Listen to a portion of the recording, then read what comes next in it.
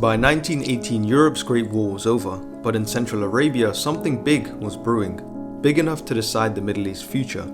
It's Timon time, and today's main character is Saudi Arabia.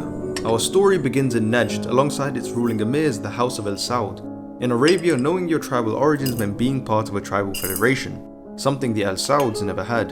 But in 1744, they were introduced to a preacher by the name of Muhammad ibn Abdul Wahhab, the catalyst of the three Saudi states. The first was the Emirate of Dir'iyah. Tribes were subjugated, some attracted to the spiritual messages and plunder which came from expansion. But an Ottoman response in 1811 led to their collapse by 1818. The second attempt failed for many reasons: family feuds and the Rashidis. Backed by the Shammaris, their power couldn't be challenged. But as Europe's empires engaged in a world war, Ibn Saud and Ibn Rashid were fighting to determine their destiny. In 1921, Ibn Rashid was defeated, and in 1924, Mecca was too. All was made possible through the Ikhwan. Their nomadic and tribal cloaks were abandoned for garments of war, but for many, their legacy was one of terror and sectarianism. When the Middle East borders were decided, the Ikhwan ignored these political realities.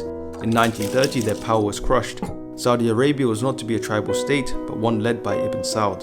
By 1932, Ibn Saud declared the Kingdom of Saudi Arabia, a true historical case of third time's a charm. And what better way to tell this story than through its national dish?